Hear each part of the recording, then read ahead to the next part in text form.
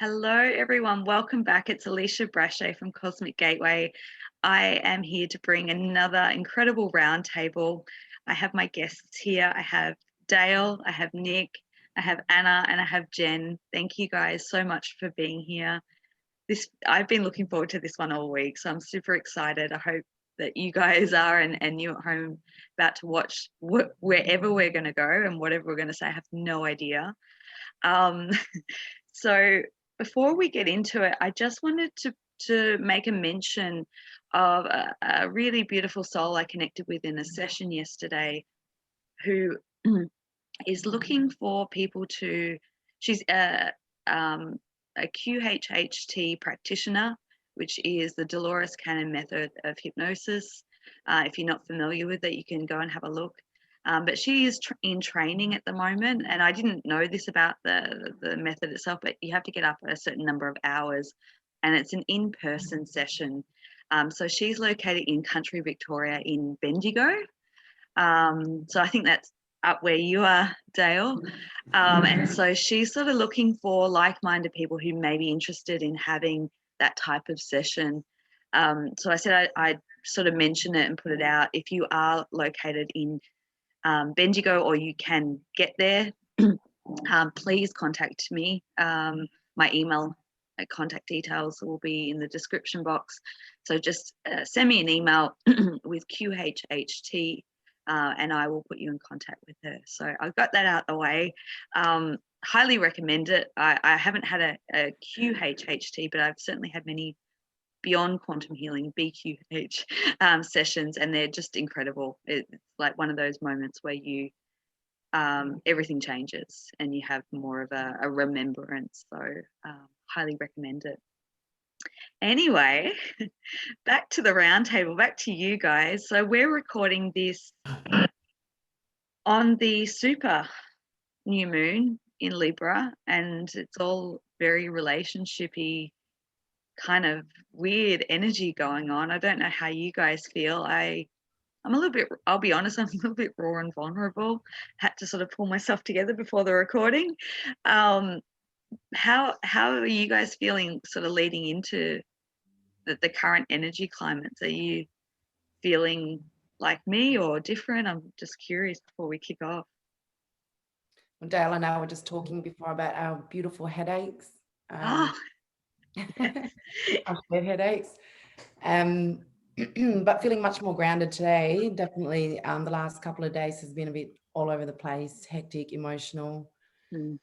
So let's see what the day brings. Could change. Yeah, definitely. Yeah, the headaches leading into today have been extreme. About 3 or 4 days for me, but it's cleared up today, so that's a good thing. Well, for me, this week's been pretty interesting. I just feel like the more like people talk about being awake or whatever, you're not really. It's because things have to be. You got to tear down layers, and you got to face things even if you don't want to face them too. And you put them off, they'll just you put them off, they'll come to you anyway. So, but yeah, so I've been dealing with a bit of that, and yeah, just sort of having to strip down some more layers, which is good. It's always fun when you're in the midst of it. Yeah, and just about like you've always got this feeling what you know you should be doing or what you think's real, and then the head interferes all the time, doesn't it? Don't do that. Don't do that. Or like you should. It's just about ballsing up a little bit too and going with the heart, and you've got to do that more. I'm trying to do that more. Yeah, completely agree. That's a good segue for me. I've had like a lot of huge heart chakra activations. I've been feeling really apprehensive before this new moon. A lot of instability, and my ego is ruining my heart chakra activations. I'm trying to rationalize them. I just stop doing that, Jen. Just like I've just realized how much I don't allow myself to feel those good feeling energy rushes that are happening through my body. I always want to squash it down, rationalize it, work it out on an egoic level. I'm like, just stop. It doesn't happen very often. Just like enjoy it and let it go through you. Yeah, interesting. Yeah, totally agree, totally resonate. And it's like that, yeah. It's been a bit of a topical theme of recent, because when good things happen, it's like that.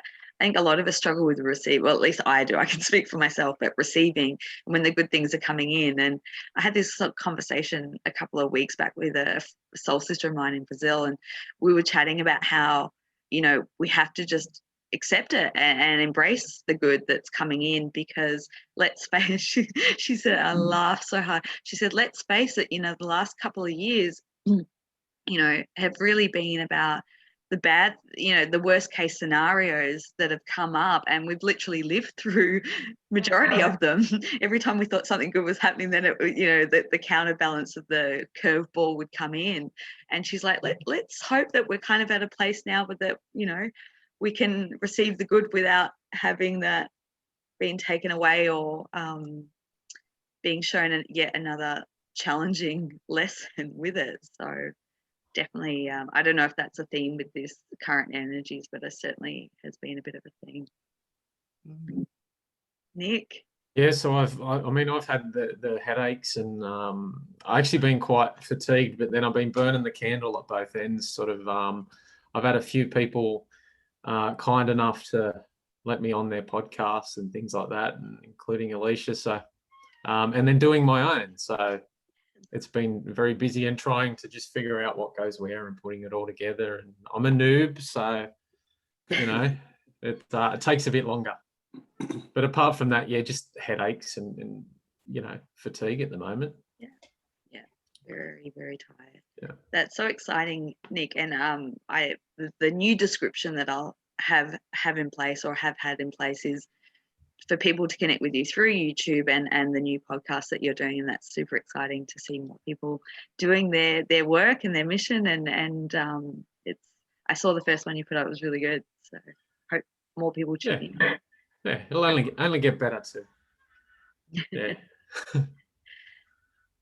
So I think there's a couple of places we can go, but you know, being such a relationship-based theme, and I think to carry on from the last the last roundtable that we had, and we were looking at, oh, where's Dale in this? We need his input into, you know, I don't even know how to call it, but we spoke before we started recording about like the breaking down of the family unit and relationships. And I thought maybe, Dale, if you want to kick us off there, and we can all sort of come in and join.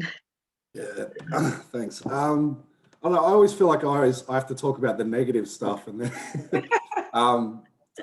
just because I've always sort of looked at what the agenda was, and but you can see counteracts to that agenda, and you can see them happening now too.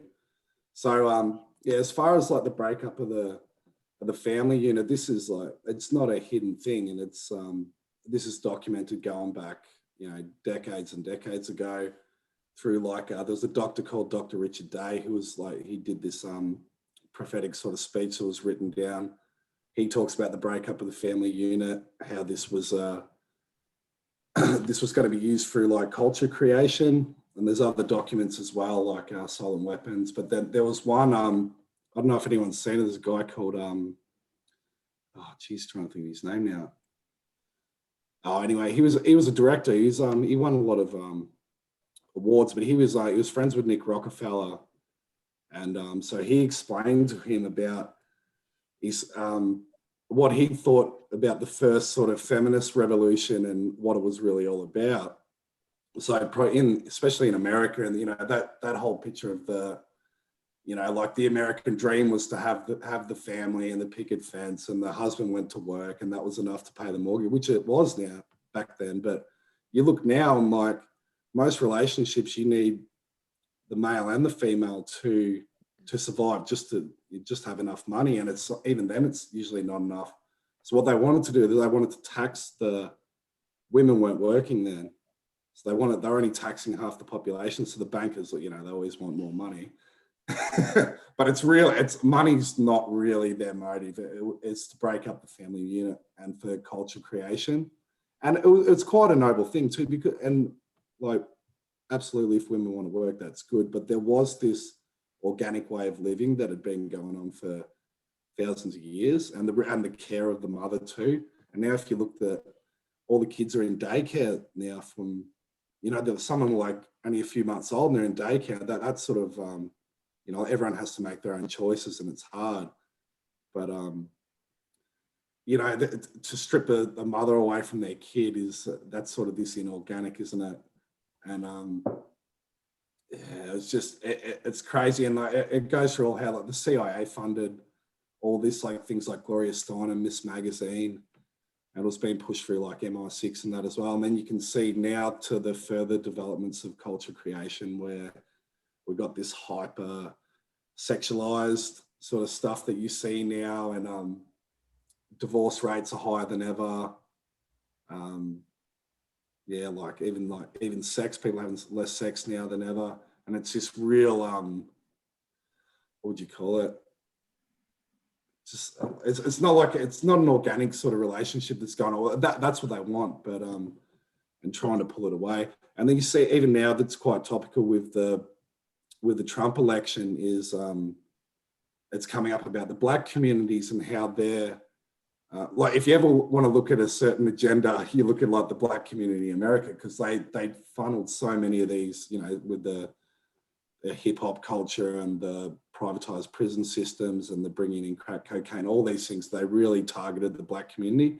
And they did this, and you see the breakup of the family unit in America where single mums in the Black community is huge. Yeah. Does that answer some of it? Yeah, I mean, just to ask you a question, what's the ultimate goal in that? Like what? How far do you want to go? Well, okay. So if you look at the culture, David Icke always says too, it's if something's nowhere and then it's everywhere, it's the agenda. So the transgender sort of stuff that really popped up, what was it? You know, it creeped up, but then about 5 or 6 years ago, it exploded everywhere. To like, you know, like I had to fill out a form the other day for school, and it's got a list of 15, 16 genders on it, and I don't even know what some of them are. And then like the teaching of this to young kids. Now, I'm not saying there's not transgender, that 100%, you know, like gender dysphoria and that, but why is that all about too? And eventually they want this this synthetic and eventually androgynous human. Now, this is probably more up your sort of alley, where it goes into certain ET races and forces that don't want the masculine and feminine, they just want an androgynous sort of creature too, and that everyone to be separated from each other. So we've seen it with coronavirus now too, where the Canadian government has brought out these new rules for sex and relationships to go into like virtual sex and using glory holes and only have sexual positions that don't have just ridiculous stuff. And it seems crazy, but this actually was their planned agenda. I don't think it's going to happen, but it's to tear away that unity. So they call it like intimacy, love and trust is like the relationship. And most people don't have all three. You might have intimacy, no trust, or love and, you know what I mean? It's rare to find the two. And then the male and female, that's a trinity, and then you make the Merkaba. So that it's just a natural sort of energy within the universe. And like I said before, it's this force, it doesn't want that natural energy. It's tried to rip it away. So you see that on the 3D level as families, they don't want the family unit, but really it's an energetic thing. Yeah, I can't believe you just said that, because Jen and I had a really in-depth discussion about Trinity energy last night. And you said, I was like, oh my goodness. I don't want to go too much into it because it was quite a personal conversation, but just the general gist of it, Jen, I guess we were talking about the importance of the Trinity energy, and I guess the importance of you know, sacred relationships and being able to hold that energy. And that was the information that was coming through last night, which kind of stumped me. Yeah, and what Dale was saying then too, like that movement to the androgynous, if you look at it from like that, I guess that galactic perspective that I'll always have, it's that, yeah, the reptilian races and forces they want army marching working forces. That's what they want. They just want like a workforce, basically. Yeah. It's so interesting because obviously when you look at it, take in factor like the galactic, aspect and elements and races, and the higher dimensionals, there, the higher up you go, it does become emerging and an androgynous being. But obviously we're in a physical reality where there is the masculine and the feminine, and there is importance in that of merging and bringing that together that creates that really powerful energy, that Trinity energy. And so to take that away is taking one of the most powerful life force energies that we could have in this reality. So I can kind of see it all sort of ties in. You can see why that would be an agenda to sort of crush that, because that's a powerful force and it would overtake any sort of slave race. So that's just what sort of comes to mind. Jump in, guys. Well, there's so much in there in what Dale said there. There's so many little different nuances, and it takes me back to this thought that I've had that I don't think we actually really comprehend how deep the web of control goes.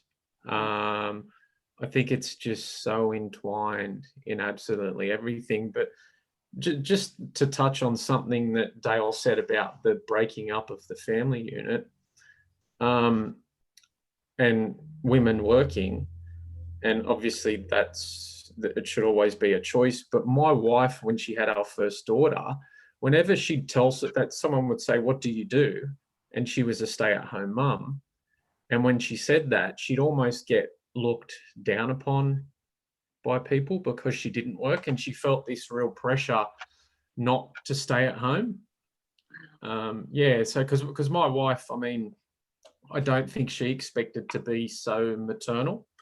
And when she did have our first daughter, it just clicked into gear and, like a duck to water. So she wanted to stay at home, but there was just, like I said, there was just so much pressure to have a job, have a career, and stick the kids in daycare. And I mean, that's less than ideal, because she's got friends who do have careers and they're doing quite well, more because they have to. They're single mums and things like that. And their children are suffering developmentally, and their relationship isn't good with them because they're literally 6 a.m. till 6 p.m. in a daycare centre. And these are all the little things that count. And then I often wonder how that little girl's going to grow up without, she's got literally no bond to any family whatsoever. Yeah, and that plays as a parent, that plays a really big part, doesn't it, Nick? I've raised my kids and always said family comes first. And I have to say, I did go back to work full time, I think when my son was about 6 or 7. But prior to that, like dropping them off at childcare at a young age, and nothing against mothers out there that, feel like it's right for them. But I don't know, I guess I was a little bit protective about it and thinking, well, no one's going to hug you the way I hug you. No one's going to feed you the way I feed you. So in terms of a bond with your child, it's so important, and you cannot take that time back with them. Do you think, 'cause you're Filipino too, right? Yeah. So like I spend a lot of time in Asia, and I look at the difference, because this agenda has always targeted the West the most as well. And you look in Australia, everyone wants their big sort of property. And even like when I grew up, there was still some sort of community parenting that would occur, especially being in a small town where everyone would know the kids, they would go and play. Yeah. You'd get ripped into shit by your next door neighbor as much as you would by your mum. But that doesn't occur now there, because they've tried to separate people as well. Yeah. And like when I go to Asia and people sort of go, oh, these people are so poor. I'm like, it's beautiful. They're all like, everyone raises the children. Yeah. And this is almost like the tribal sort of stuff like in Australia that, hopefully we go back to. And I think we need to go back to community living again. Yeah. Where, not just breaking up the family unit, but broke up the community. Why are you laughing? Anna. Alisha and I have spoken about communal living before. And because Alicia's funny about her space and the people around her. Yeah. No, because when I mentioned it to Alisha, I think she thought we'd all live in this house together. And I'm like, no, that's not what I had in mind. I'm thinking we all have a little huts on, you know, a block of land. It's like, Alisha, I would not want to share a house with you. Like, your energy's Activation station. Yeah, shit, it's enough just talking to her on the phone, isn't it? Yeah, but Sorry. communal living, definitely, because you know, there's a saying that goes, it takes a village to raise a child. And you know, when one of these girls have children, their children, I am going to be a part of that tribe. And Yes. you know, I will know things that Alisha or Jen doesn't know, or do you know what I mean? One single person cannot raise a child alone. We all contribute to that. Yeah, it's disconcerting, like what Dale was saying, the disconnect that's happening. And I would like to see community living happening too, because things happen in your own family unit, and you need support, you need structure. Hello, 1010. It's 1010. That's his number. You need support, and that's why the tribal things works, because the knowledge and wisdom that's gained, obviously from the elder perspective, then the fresh energy that's from the youngins. It was a sharing and a reciprocal. It was an energy exchange, and now it's like segregated into silos, and that is stagnant energy. And then you see that like replicate out on a much bigger scale. Yeah, it kind of takes me to a dream that I had, because I've had to evaluate this communal living thing, because I am very picky about my space. And oh goodness, but I had this stunning dream probably a year or two ago. I can't remember when, and it's what I classify as like a new earth dream, where everything's really fresh and vibrant and colorful. And I know that that's it may not be exactly prophetic, but it is a future projection. And I was going to select my home, which was like a home, a hut / tree house, not sure. And it was on this large block, and there were all these other very similar houses that were in proximity, but they weren't on top of each other. And the feeling that I had from that dream when I woke up was just the most incredible feeling, and I look forward to that. And I often go back, because I've always had this vision of, and obviously it came in a dream, but before that I'd always had this sort of concept in my mind of living in nature and living in, you know, this sort of communal space. I've had this for a long time. And you know, going back years ago when I had a progression, and I saw myself in this it was kind of like a glass house, but it was such a community vibe, and it was such a beautiful vibe. And I think that it can be achieved in harmony, and there's so many benefits to that. And it doesn't mean you cannot compare it to like a share house arrangement. No. We do not want shared housing. Personal bubble space still required. But it reminds me of a video that Alison Coe did a couple of years ago, where a client of hers in a QHHT session, it actually was, went into the future, into New Earth, after, you know, we've gone through the breakdown, the structure, and the transition. And they were living in treehouse. And when I heard that, I was like, and they had crystal phones, this technology. Oh my God. So often Lockie and I always talk about, where's our crystal phone? I want my crystal phone now. Because yeah, we want it all now. But anyway, we're in the transition. You know, that is something that potentially we can look forward to having in the future. Tree houses and crystal phones. My life will be completely sublime. Like, don't need anything else. Actually, the other night, Lockie mentioned crystal phones. Now I know where it came from. Now you know where. Yeah, he slipped it in. He did. A clever man. And I think just to tie into the last round table, because he was talking a lot about oxytocin, as we've coined it, loxytocin. Patent pending. Look out, ladies, oxytocin. And I didn't sort of look it up until I was putting the write up, and I didn't realize that it's a bonding chemical after a mother gives birth. And so tying into what you were saying, Nick, and Anna and Dale, all of it, you know, it sort of ties back in, because it's obviously a very important chemical for that tribal bonding, and for children and parents.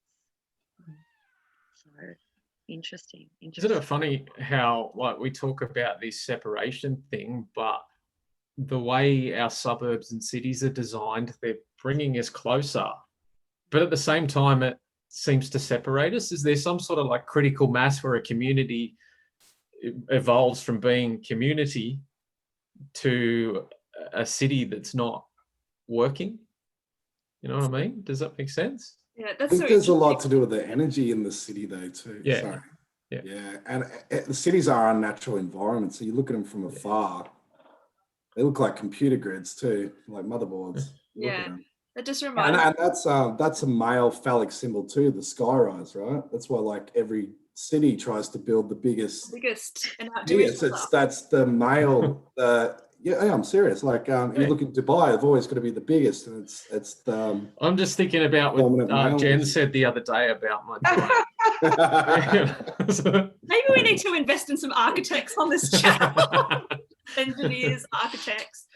Or maybe it's time. Maybe it's time for women to start designing communal living rather than city grids, motherboards. Yeah. Absolutely. Yeah. What But you you just got, said they say Atlantis was like a circle, yeah? Yeah, it was, yeah. Yeah. Yeah. So different. And then you look at pyramid structures, and then the technology around like the Russian pyramid experiments where they were putting like mice with cancer and stuff in these pyramids that are being cured. And these were only made out of polystyrene. What were they made? Fiberglass or something. They weren't even made of like these like stone elements. Like complete restructure of how we design cities as well. Oh, I think they've purposely been designed to harness energy for the negative as well. Don't even get me blood flow started on veins out pyramids. too. Don't even.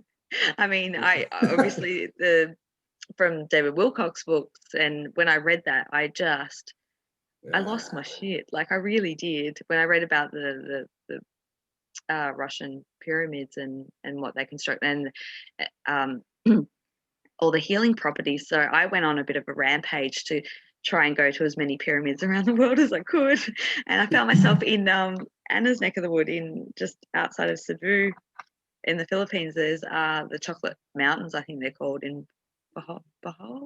No, I may have got that mixed up. Anyway, it's a whole island of what they believe could be pyramids, and I went on a bit of a trek there, as in many other places, because I think that's something to bring into our communal living. Can we have like pyramid and sphere shaped? Oh my God. Sphere shaped. Yeah. in trees. It'd be great. Imagine the kids with the pyramids. They'd be climbing them and sliding down them, the cardboard, That works for me. Yeah. I'll take 3. Awesome. Yeah. Well, that's what we have to do. Collect as many as we can, much like housing now. I can't have one. I need 8 of them. I need an empire. Yeah. So true. So true. It is, yeah. So directing it obviously we've looked at the agendas, we've looked at the breakdown, and I don't believe for one second that that's where we're going. I do wholeheartedly believe that we're in a very positive, pivotal, chaotic transition. What is that future going to look like, and what is possible if we're looking at, because I want to draw back to, like, you just mentioned Atlantis. That's been a bit of a theme this week. I don't know if we're looking at ancient civilizations and then, taking the best of that and moving forward into new paradigm. I'll just throw that out to you guys. I don't know where I'm going with that. I would say a lot of us, myself included, are cycle breakers of all our ancestral lineage. So, like we're a lot of people who are coming forth with that energy, and a lot of the children that are being born are busting that template, like you say, in that paradigm. So then we're able to forge ahead with this new conscious awareness of what we want to channel forward, like with the future, rather than, okay, it's kind of like I said, like a crumbling path behind me and you can't go back, like it's no longer there anymore. So the only way is to keep putting brick by brick in front of us. Does that make sense of how? So it's like a lot of people like us who are investigating, going through huge grief cycles, whatever, busting through all those emotional cycles to get to that level of awareness, and then have these types of conversations. That's what brings it into fruition. Well, I think, sorry, Alisha, go. No, you go. Talking about template breaking, polyamory relationships, that I didn't think I needed to break anything, but just to give you guys a bit of a background, I've grown up with, you know, the men were allowed to have mistresses, so to me it was normal. And then coming into adulthood and relationships, I guess I always believed that men can have more than one partner and that was okay. But then I wanted an open relationship, and I always admired people in polyamory relationships, that there was that level of trust, that there was no jealousy, insecurity. Well, I don't think there is. I've never been in one, just to point that out. But I did so I guess what I wanted to say was, you know, growing up, I thought there were my views on it. That's what I believed in, but it wasn't. It was just watching the men and the women accept that way of living. And I was actually proposed to be in a polyamory relationship. Was it only last week? It was pretty recent. And I was intrigued because I thought, well, I've always believed it, but I was talking to Alisha about it, and I actually went and met with them because I knew that it was a closing of a timeline for me. I don't actually have that belief in it anymore. And meeting them, they were a really beautiful couple. And but I think for me, it just cemented the fact that the sacred energy between a man and a woman, or a woman and a woman, exchange is so important. And, you know, Alisha and I were talking about it, and having a third, fourth, fifth person come into that does dilute that energy and the potency of that. So that was a very interesting learning curve for me last week. And I guess that ties into infidelity as well. Porn, you know, anything that really dilutes the sacredness of a couple or a relationship. You just dropped it, Anna. You've gone there. I went there. We're there already. Good morning. It's only 10:22. It's not even lunchtime. I know. And that makes me think, though, Anna, like how much of it, like how much of it's cultural, because you always got to tap into what do you really feel, and how much of it is programming, how much of it's conditioning, how many external influences like actually make up your beliefs on not just that, but anything too. And like I always talk about how they can do this in many different ways. You look at all like the Disney films and stuff like that, and like you would have seen those car advertisements where the guy's like driving in the car and like, you know, and like that's like the masculine, right, too. And he's going down the windy road, which is the feminine, and he enters the tunnel, right? Oh, yes. Yeah, and they do this stuff all the time too. And he's always got like an orgasmic sort of look on his face when he does it. Yeah, but they do that. Like you guys would know, like in Australia, we've got war memorials everywhere, right? Every town's got one. And you've always, same thing, you got the phallic symbol and you got the dome. And so that's supposed to be the two energies coming together. But again, like they've hijacked that. You can see it on many aspects, because what have they chose to make that a representation of? It's like it's a sacrifice, a war to bring the male. I mean, you see this symbolism everywhere with like the, you know, like the sacrificing of the feminine as well. And yeah, that's why you like London, you've got the three, again, the Trinity, you got London, Rome and Washington, and they've all got the phallic symbol and the dome at the end over water. It's the same thing too. That's a manipulation of that masculine, feminine for what they want.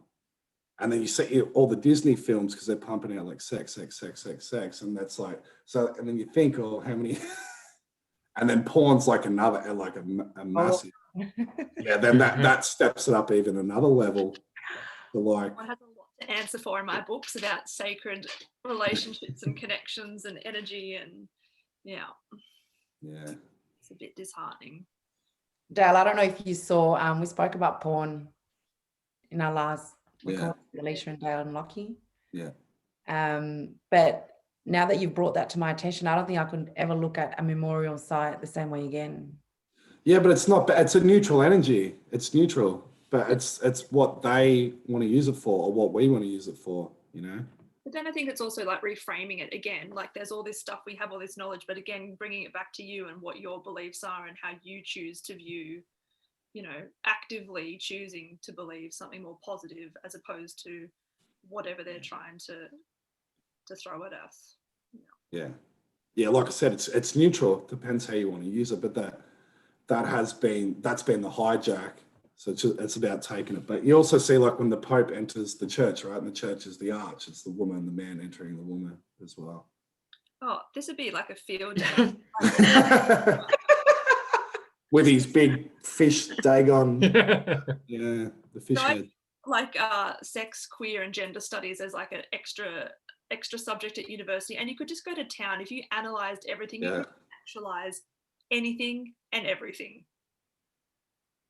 It's really good to bring consciousness to all these things, isn't it? Like, thank you, Dale, because now you've just opened my mind to other things as well that I didn't know about before. But it's amazing when you bring consciousness to it and you think, oh, that's right. Or, you know, all these things that we've been asleep to, and, you know, we're not even without a thought, I guess. We're just walking around being fed and not actually having our own minds to process them. Same as with polyamory relationships or open relationships. You just think that's your belief, but it's not. But that's what I'm saying. The heart will tell you what's right. Yeah. Or disconcertingly with porn, I've had a few very interesting conversations with young, let's call them teen 20s, who they see a lot of choking and slapping and kind of like this aggressive play. And I'm like, do you actually, like, if you sexually explore and that's okay for you, great. But I feel like, again, they're just being told what they want, and then it's forcing level of violence without them sitting with their own sexuality and exploring it, going, I'm doing this with a safe partner, I like it. Like, how many people are going out there choking, slapping, doing stuff that they don't actually enjoy themselves physically? It's just because porn is showing them, like, you have to bleach your asshole, you have to have no hair on your vagina. Like, oh my God. We have hair, people. We have hair. Sorry. In my opinion, but it's concerning me about that connection. It's like, if that's part of your practice and you like erotic asphyxiation, great, but I feel like there's got to be some type of sitting with it and really digesting what in your heart and your sexual sacral energy feels right for you. But now I feel like it's just like, do this, and it's not coming from a place of authenticity, I guess. We spoke about this, I think it was a couple of weeks ago, where a guy or someone would have, you know, a dark side to them in the bedroom. And we wondered where that comes from. Like, what is the fascination with choking? What is the, actually last week, same experience, I had this girl, she liked to be actually humiliated in the bedroom in verbal and physical ways and emotional ways. And I thought, whoa. But then when you find out why she likes that, it's like that stems down to men degrading her growing up. But I wonder where that comes into, like, something so negative can become such a turn on for someone. And it becomes... I think it's higher up the victim oppressor mindset and people tapping into that. Yeah. Also, and then lots of... other traumas that people have as well too. Not, you know, if people want to do that, that's fine. People can do whatever they want, but and then I take the spiritual kind of approach and delve deeper and like want to understand why. Let's go back further, finding that point. And I've had so many incredible conversations with you guys off camera about ponderings, and it's like, is that a past lifetime thing? Is that something to be healed? Is that a template that you've agreed upon on a soul level to come in and break and transform into something beautiful and positive, or empowering is probably a better word. And it's a minefield, and you just go, oh my goodness, like, And I was sharing with Anna when we were talking about this new sort of transformation you've just gone through, with discovering, pros and cons to wants and desires and not with the poly topic. And I said, because we sort of got into delving into the past life thing, and I shared with her a personal story about how in my 20s I had this sort of relationship connection with someone, and it was very much a how do I say this? It was very much a love triangle. Even though there wasn't the three of us involved, it was like this individual I was connected with was also dating somebody else at the same time, and I was aware of it, and she wasn't in the beginning, and there was a lot of drama involved. And I wanted to understand what was going on here, and I sort of delved into it. And did some regression work, only to discover that we'd traveled, multiple lifetimes in this love triangle, and it was always a disastrous ending, more for me, in those scenarios. And I realized that I had an opportunity to heal that and bring that karma to a resolution, a completion in this lifetime, that we didn't have to keep going in that cycle again. So there's so many different ways to view it and perceive it. It's very fascinating. That's exactly how I saw that experience last week, actually, Leash, because they were genuinely beautiful people. There was nothing dirty about it. But I think we've spoken as well about soul recognition when you meet someone and there's a soul connection, and instead of thinking that straight away you want it to be a sexual, intimate kind of relationship, it's actually just a soul recognition. The other thing I'm thinking with what Anna was saying is, like, and being married for a long time, like it's a challenge just giving one person your all and sort of fulfilling my role in a marriage. Like, I can't imagine what it would be like to have extra work on your plate. But you know what I mean? Like, like always, if ever my wife says, "Oh, like, you're not cheating on me," you would, all that sort of stuff. Like, I just, like, I'm tired just thinking about it. I'm going to go lie down. It's such a fair point. But how could you give yourself all when you've got to spread it out? You're only going to be getting, it's all compartmentalized. Yeah. And I think that brings up two really key points for me. One, in the sense that I know there was a point in my life where I was very bitter because of a bad relationship ending, and quite a lot of wounds coming up. And it was a very fleeting, very, very fleeting moment in my life where I was like, don't want to do this conventional style relationship. And I do have, my Venus is in Aquarius, so that is quite typical of to want to have unconventional type relationships. But I at one point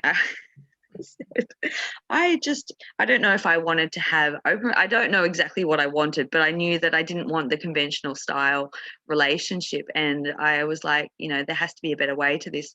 Maybe I will have multiple husbands. And I remember finding out that in Tibet, women have multiple, and I was like, wow, maybe I'll just do that. That might just, it was fleeting. I don't feel the same way anymore. But I think the point, what I'm trying to get is, when we can be quite traumatized from a bad experience and we're working through healing issues, we can sort of rebel and want to go in the opposite direction to actually what we really do want. And I think that's really fascinating. And we were talking, I think Dale and I were talking, and Anna and I, about having multiple people in an intimate relationship, and how that may, I don't know, I'm just pondering, I don't know. But there's the power in the sacred sexual energy in the connection. If you're adding multiple people to that, is that diluting the power and the potency? I mean, I don't know. Just a thought. Well, I've heard that there are people out there in open relationships where apparently they can give love and respect equally to, if a man has more than one partner. I have heard that. In Muslim communities where it is common as well for a man to have more than one wife. And I've spoken to someone about it and they said it is possible. For me, what I thought was, I'm just going to put it out there. If you were in a long-term relationship, and like Nick, I've thought about you since you posted that thing on Facebook, by the way, I really do take my hat off to you, because for someone like me, I do have a fear about committing to that one person. To me, it seems like really hard work. And there's nowhere to run. Whereas I think if you were in an open relationship, what are you laughing at, Dale? I feel the same. That's what I'm saying. Yeah, go. And Jen loves this about me.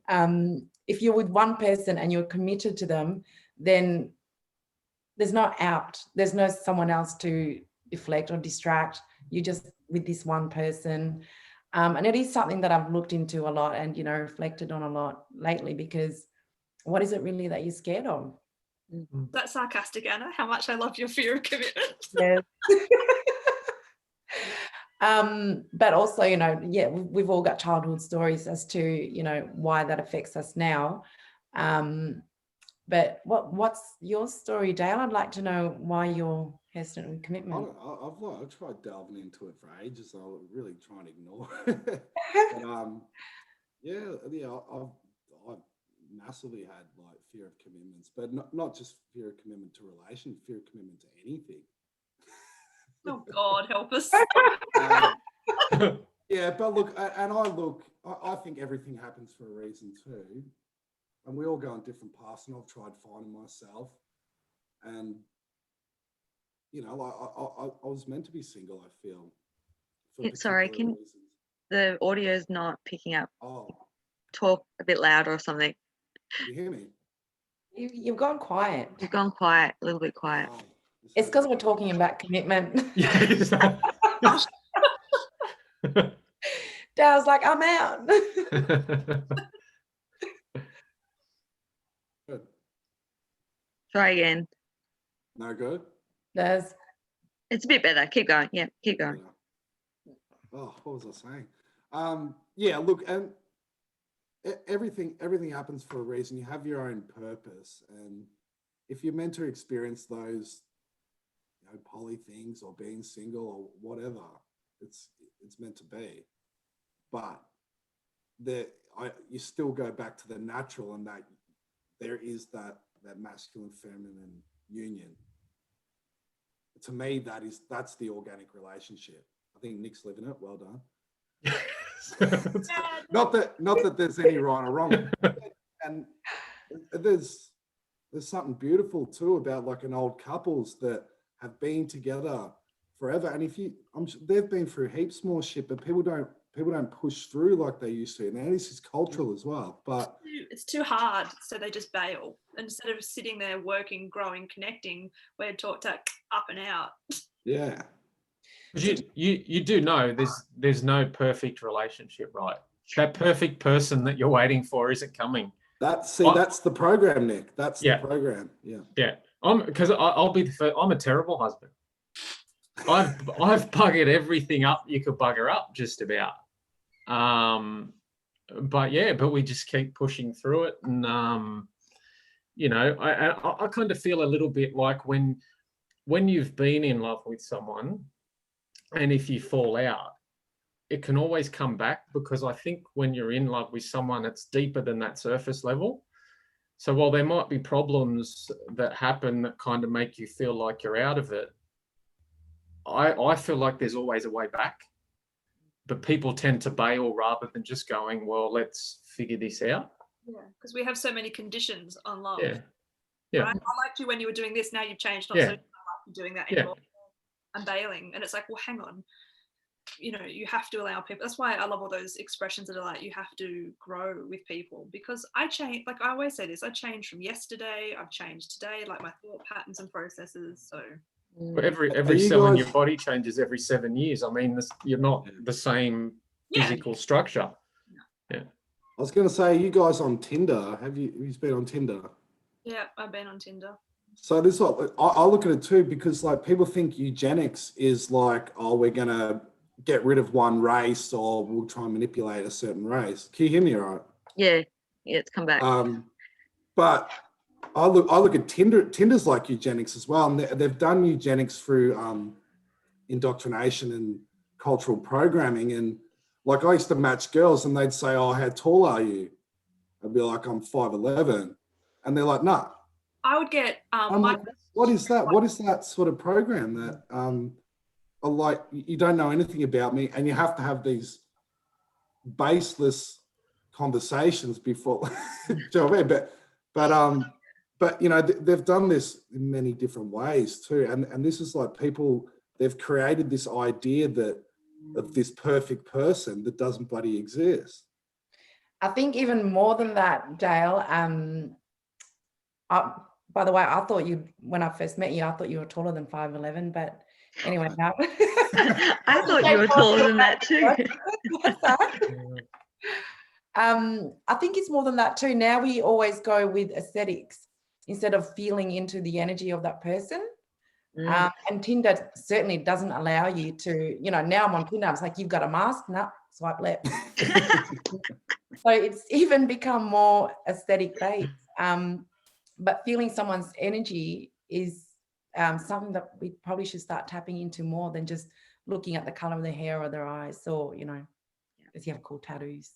Yeah, I think, oh my God, I could just go on field day, but I think probably energy-wise is reasons, there's many more, but I've never really been on any online dating ever. And once I tried to attempt it and I was like, oh my God, the energy is so horrible. I have to get off. I feel so depressed because I'm sensitive and I can feel into energy, and it's just not a good place for me. But I think more so, I just learned something about myself this morning, actually. I had an astrology report done, and I was listening to it just before we recorded, and I can't remember the exact aspects or whatever it was, but she was talking about how, for me, the mental stimulation is one of the most important things of attraction. And it just, so many things fell into place, because I was like, I can see why I'm attracted to certain people and not others, and why I can't do small talk. Like, boring. Because I just want to get into the you know, the depths straight away, and so there's so many components, and it's so important to know yourself. Oh, I've got the pen out, Jen, sorry. It's serious now. The wand of wonder. But it's hard to find a relationship when you're like that too, Alisha, because like I've gone on dates and I'm like, after 1 minute, I'm like, oh my God, we have nothing. This is not going to work. Yeah. And you could be the most beautiful person out. I'm just like, oh no, this can't happen. Yeah. We need to make a spiritual app.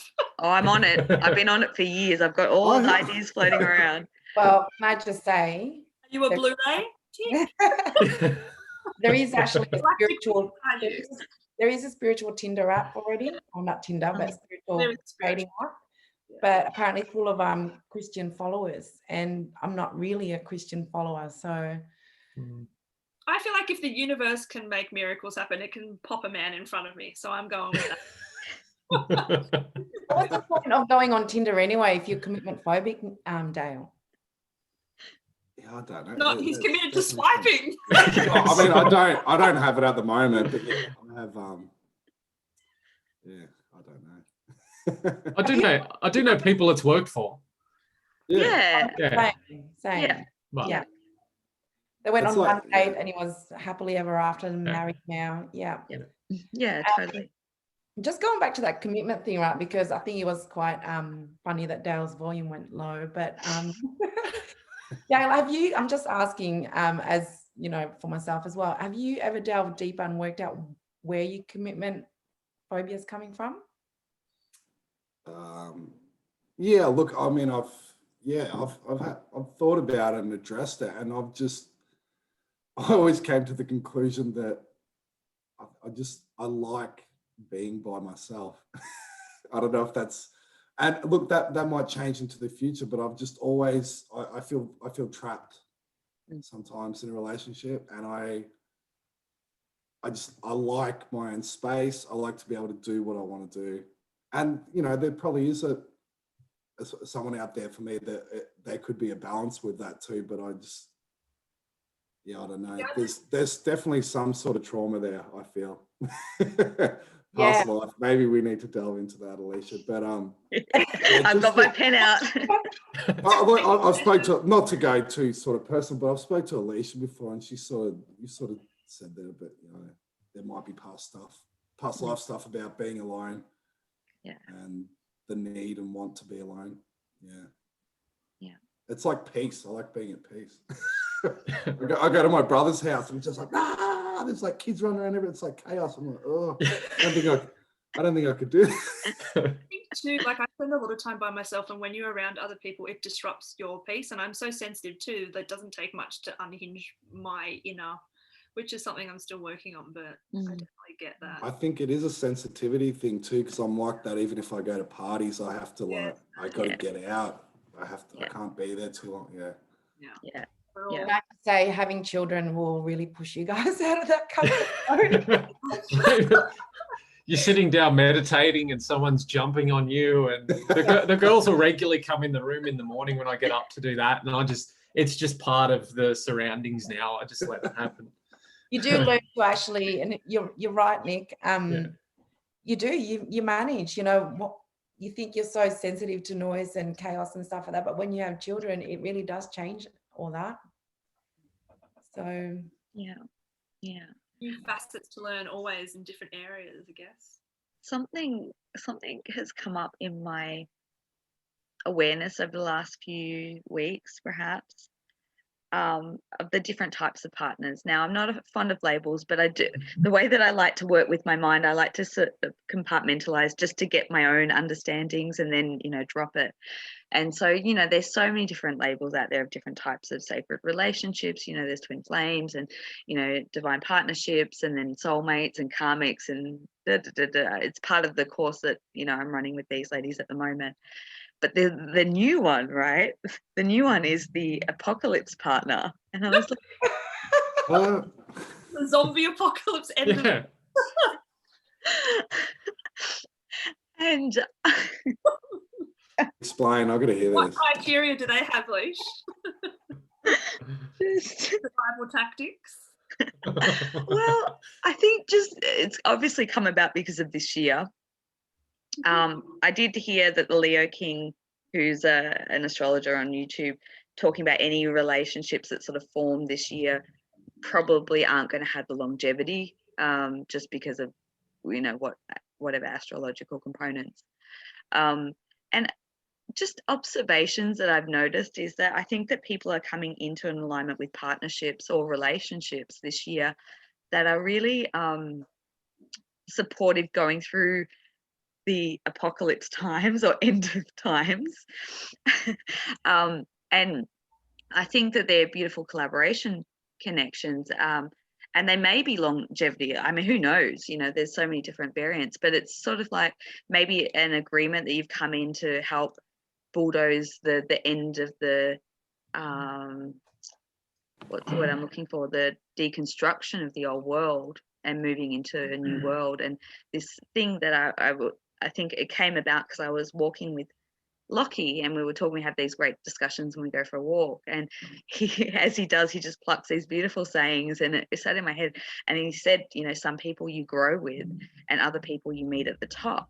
And that just sat in my head, and I was like, yes, some people you can grow with, some people you can be apocalypse partner with, grow with, do epic cool stuff. Other people you're just going to meet in new earth, you know, that, you know, I won't go I could go on and on about this. This is something I'm highly passionate about, but it's just an interesting concept that I thought I'd throw out there. So I think it started with a meme. I think someone was talking about how, you know, back, it was like, you know, 2009, the ultimate partner was like, hey, let's Netflix and chill. and then 2020, who, you know, it's a different selection, because who you're going to, you know, go through this crazy time with, you want to be selecting someone a bit more chosen, in the sense that you're just not going to be Netflixing and chilling. You're going to be wanting to Netflix and killing, maybe. Sorry. oh my god, so many good puns, but yeah, just I thought I'd throw that in the mix, and just some of my musings that go through. You're required in a sorry, Jen. Oh, no, you go, Anna. What's required in an apocalypse partner? I was just going to say, anyone who watches The Walking Dead, like, I've been planning my apocalyptic partner for a long time. Like, so constantly like airport hangar, who Daryl Dixon, Rick Grant, like, who would I pick, because based on their survival ability to hunt food. That's what I was going to say. I think it's got a lot to do with the rise of the divine masculine, in a sense, because, you know, if I'm looking at qualities of someone that I want as an apocalypse partner, or, you know, a partner in general in this day and age, is you're going to want someone who's going to make you feel safe, and quite strong. So yeah, that's true. That like warrior archetype, that's like what I was saying before too, and that with the eugenics and stuff too, because they've tried to kill that off. That's always why the strong masculine men were at the front of the war, and they wanted that gone. And then you look at the demasculization of men. But interesting, I'll just say this one quickly. I caught up with a girl the other day, like nothing sort of like happened, but like we met each other because I wasn't wearing a mask. How cool is that? Well, that's sort of like you were saying, like me at the top. Was she wearing a mask? Was she wearing a mask? No.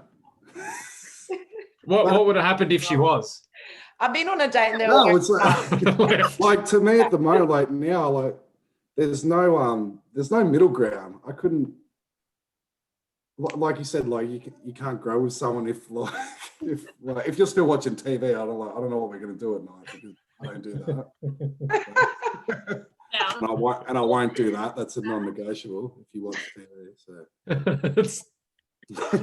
The Bachelor or anything like that? Just once a week? Nothing. No, nothing. Okay. Love Island, everything that's wrong with society. I watched Trump's rally the other night on like YouTube on TV. That's the first time I've watched TV. Yeah. I don't watch mainstream. I think I've said before, we pulled the aerial out. Like, we haven't had the aerial plugged in for a couple of years. Yeah, all gone. I'm going to flip that, because I'm curious now, and I mean, I'm going to put it to both of you, and I know, Nick, you know, you're in a committed relationship, but like, obviously girls, I'll put it to all of you, you know, what qualities do you want in if you were to have an apocalypse partner? What qualities are you searching for? Because, you know, I think looking for the archetype of the strong masculine, you know, what's the opposite? What are the men looking for in Are we doing the basis for a dating structure app here? Well, I've got my notepad, I've got my pen. This is research right here. Wow. And in the comment section, please. Project Apocalypto. Okay. You go, Nick. You've got a partner. Yeah.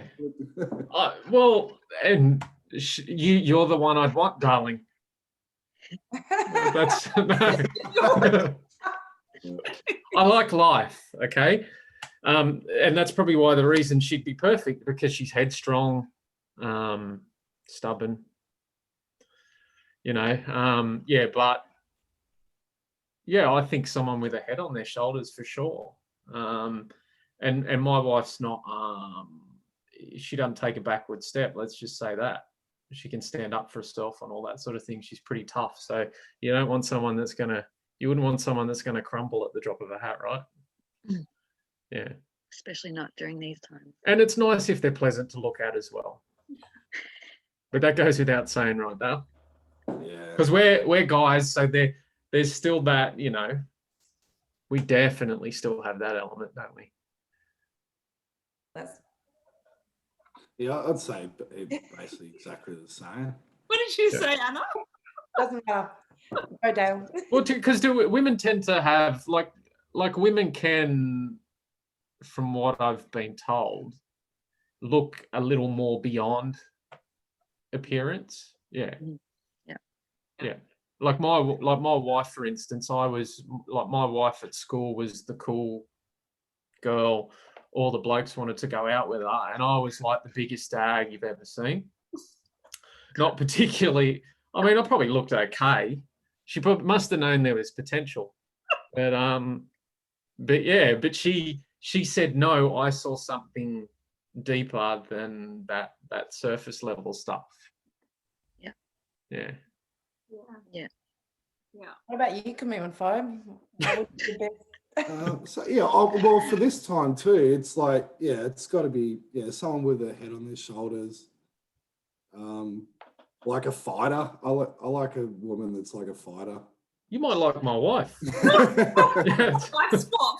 Yeah, but just sort of, and like, because people think feminine energy is sort of like weak and timid, but I don't look at it that way either, because that's like the mother protector as well too. So like, just like any good qualities you would see in a mum, that's the right one.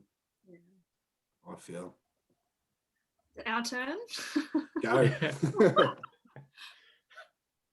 Well, I want someone who will support my spiritual evolution, because once upon a time I was like skeptical, and I keep evolving, and it's a little bit out there and about there, and it's hard to talk about that stuff, that part of you, but it's now such a part of me that I couldn't have someone maybe who didn't understand it, but who would at least respect it.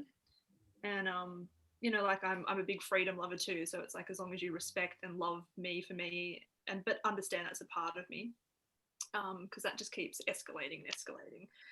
Yeah, and I think having really hard, going through like someone who can support me emotionally but can also laugh, like going through the heavy trauma transmute crap, but also bring that lightness and that high, like manifesting joy kind of vibe, because I am all about the silly, but I go through huge, like, I wouldn't call it, well, I guess it looks like depression from the outside, but that just riding the wave, that support and that nourishment from someone. Was that too wanky? No, it was beautiful. I've actually taken some notes. You said that someone that challenges you the other day. You said that to me, Alisha. Yeah. I'd like to add that as well. Yeah. I think that's key.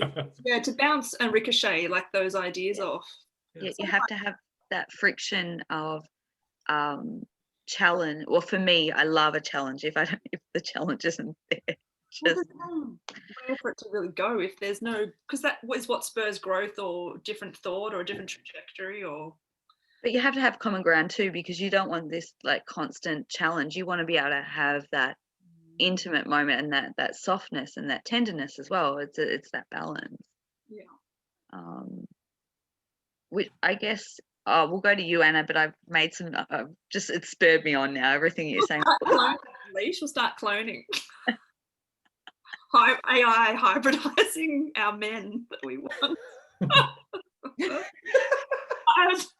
My brain's just gone. Anyway. I just got an image in. My apocalyptic partner had better be able to swing an axe. And I think it's different for everyone, isn't it? Like, you know, Jen, you looking more someone that can support you emotionally, but I'd feel for me, I'd probably want someone that can, on a physical level, be able to support on a I thought you were about to say throw down. I'm like, yes, that too.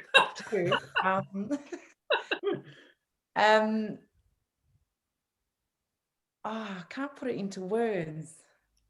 Pass. I've got a visual. I don't know. Phone a friend. Gemini, come on.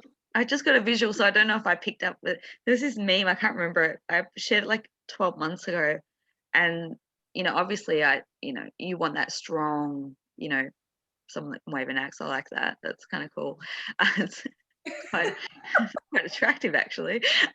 But you kind of want that.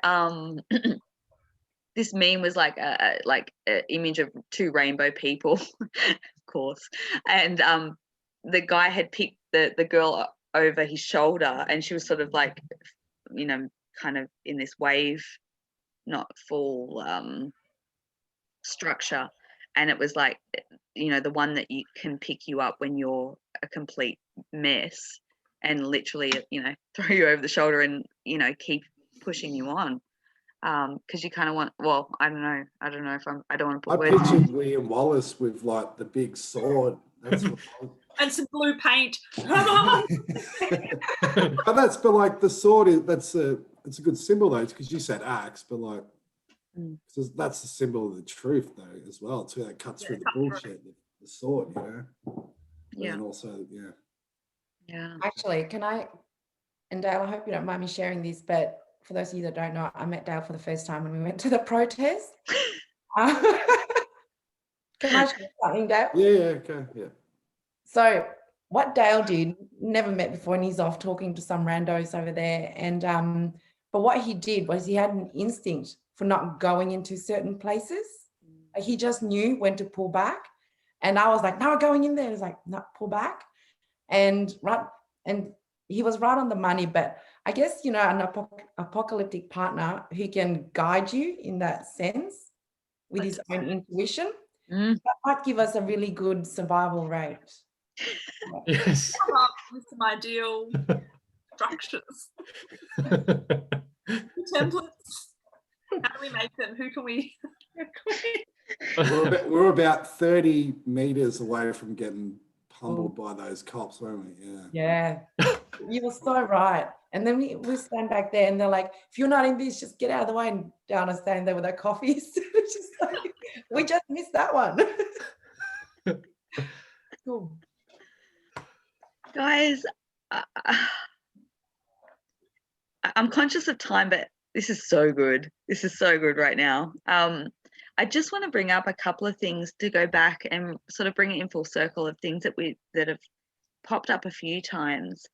Going back to what you said, Nick, about women, and it sort of ties in about women being able to see beyond just the physical, knowing that there's something deeper. And I do agree with that. And I think that's where we're coming into these soul remembrance connections a lot, especially at this day and age.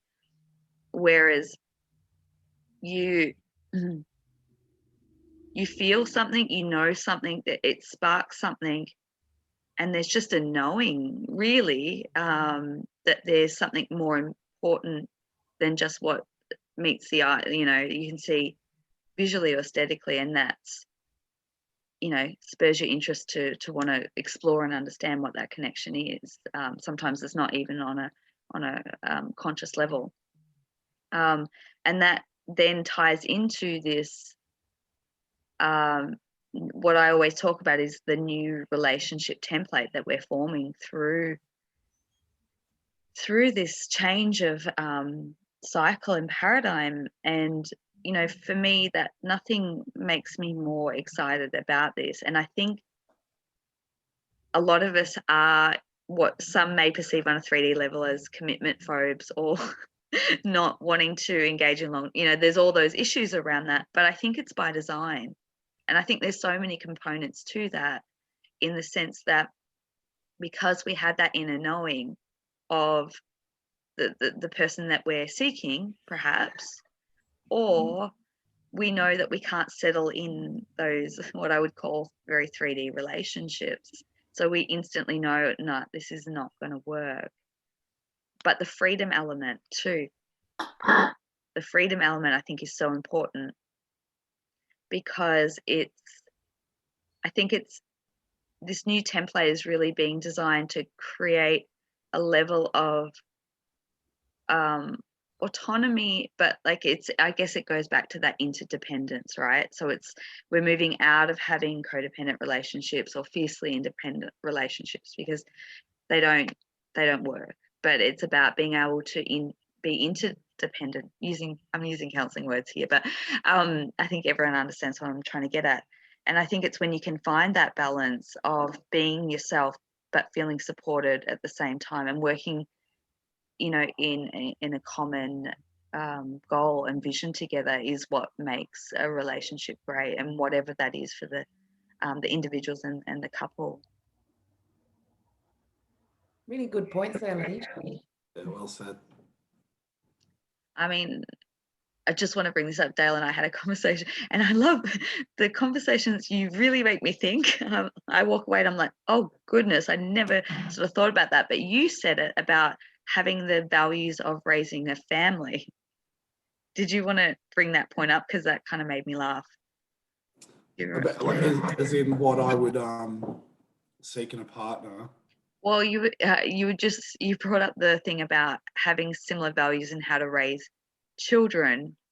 Yeah. Because basically talking about the vaccine, and it's okay if vaccines are your thing, but it was just a point that I brought up that I'd never really considered. I was like, oh my goodness, yes. Yeah, and look, I've had girls that I've seen before, and then after like the vaccine issue will come up, and I say, well, we're not vaccinating, and they're like, oh, we'll look into it, and I'm like, well, I've looked into it, and we're not. So I've got my books are over there. If you want to read them, then we can have a discussion. But I'm not doing it, and it's but like I said, it's core belief. You should never be the same person because we're all unique. You should I've had relationships where I've almost tried to mold them a bit into my, you should look at this.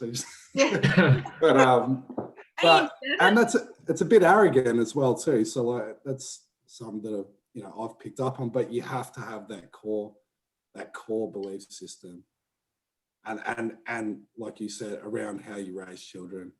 If you can't, and that can mold together over time. And I'm not a bloody parent, so I shouldn't be giving advice on this. But for me, if I'm gonna have a relationship, if you haven't got the same core belief system, it's like for me too. I couldn't marry like a Christian. I couldn't because like if they're fundamental, I couldn't have that because the belief system's so different. Right? Even though I definitely love aspects of Christianity, but but especially with kids. Yeah. And I think what sparked me in that conversation was the fact that it's just bringing consciousness to entering into commitment. And if you do want to have or raise a family, like you want to be sort of nutting that out if you have the opportunity. I mean, obviously some people don't have that opportunity. Children come through sometimes whether you like it or not, and you don't have the time for that. But if you're being conscious about the connection, the relationship, you want to be able to have these conversations in the sense that if you don't and you don't have that conscious awareness, it's just feeding into the broken family system, isn't it? Or the broken households. Yeah, it's so disturbing how many people don't have conversations about really important topics, and they get married and then they wonder why they're divorced like 3 years later. It's like you didn't nut out those core belief systems, that transparency. Yeah.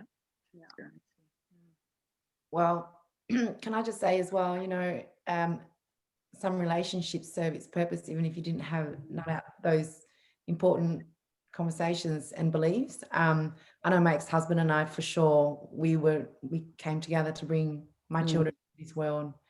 So yeah, I guess so. I just think that if you are in a place where you're planning children, then, and it's like a plan thing, that's a conversation that should be had.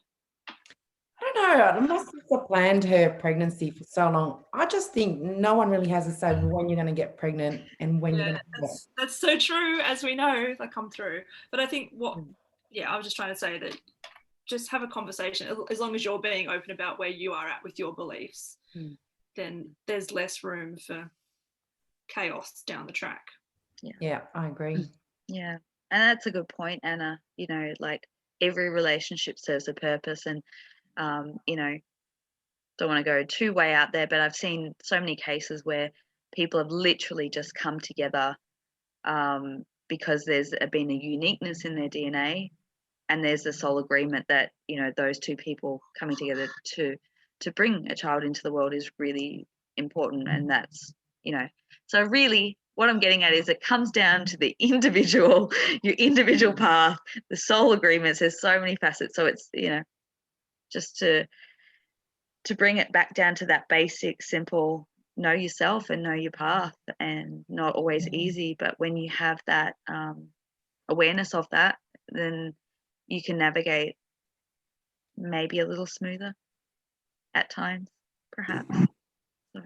Alisha, could you touch on like karmic sort of agreements? I know we had a talk the other day about it, and like I sort of look at myself, like I've had relationships before, but they calm, and then like it made me think too of these just little karmic moments that I had to come to, and so I always think too about like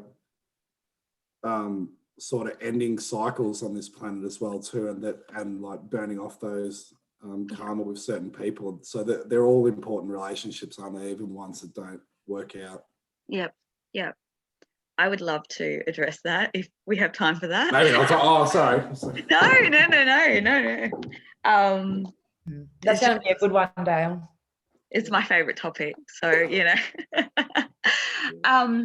So I truly believe that we have so many different types of soul connections, and all of them are karmic to varying degrees, but maybe not in the negative sense that people consider karma or can.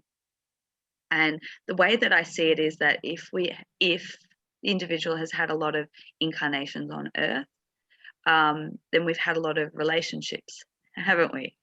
And so the whole purpose of ascension is that when we come into a lifetime where we are going through the ascension process, as we all are, because the planet's going through that process right now, it's sort of like the last opportunity to be able to bring those karmic connections that we may haven't completed, those cycles from previous lifetimes, into this current existence.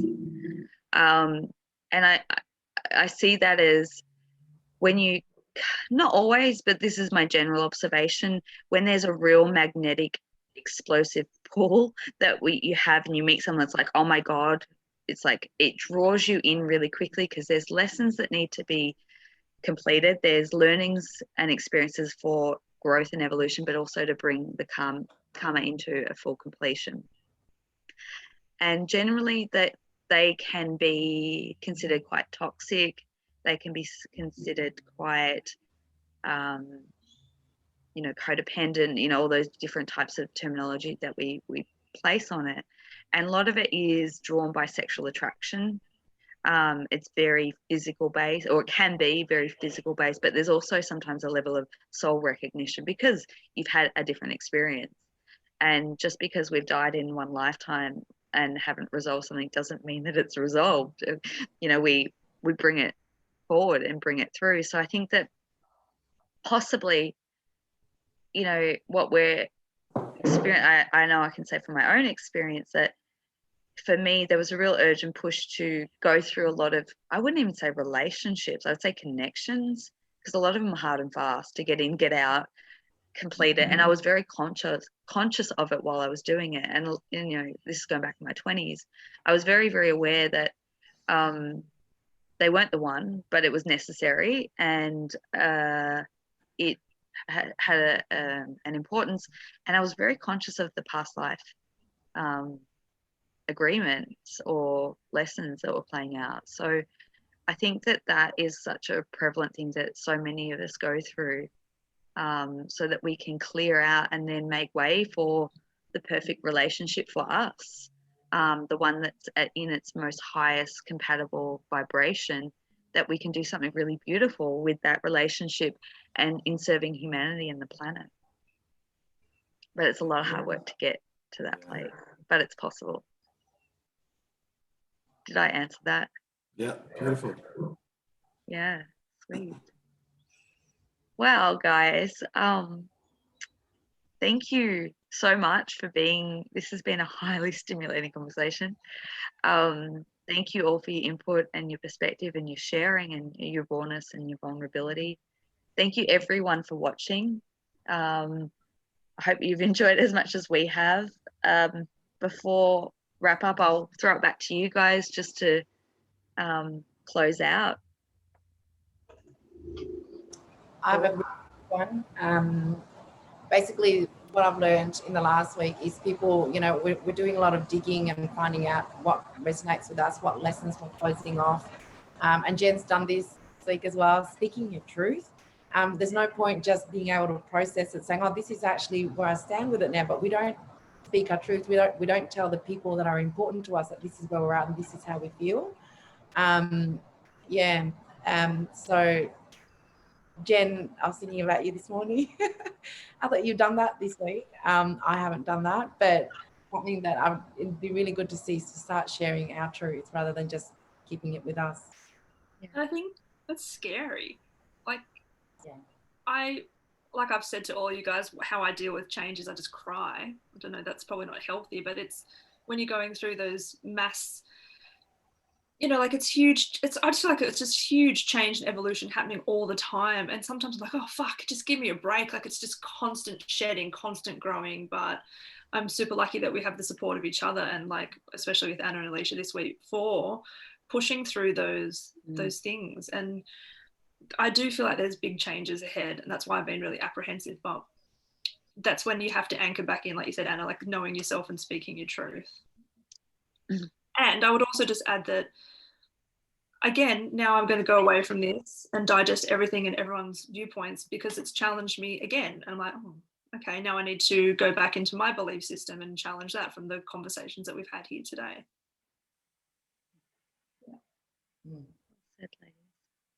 Yeah, I'm just thinking, because I think maybe there could be some, heavy topics in this for some people.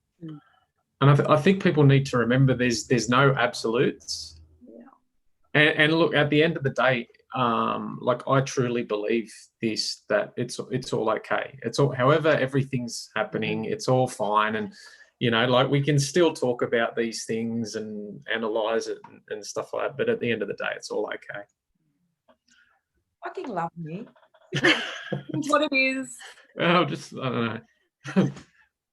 I was just thinking like where we started with the breakup of the family, and then what Ana said before about like communal living and stuff like that. I can see, like we heard of like Ubuntu and stuff like this, and then this new community that like Pete Evans is brought into, and this promoting of sort of tribal culture and stuff. And I can just see like little merging points towards us going back to living in that way, and just having connections to your community. So I think like tribes are going to form more online and in the real world.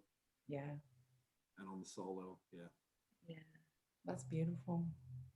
That's so beautiful. Thank you. And that's, the ultimate goal, what we're all as a collective working towards is that unity, consciousness wise, but physical wise, and bringing it into the physical world and changing this world. So thank you everyone for the work that you're doing this week and in the past and moving forward, because we're all, working on it together. So thank you once again. Looking forward to another round table. This has been amazing. And just sending massive love to everyone, and we'll see you soon. Bye.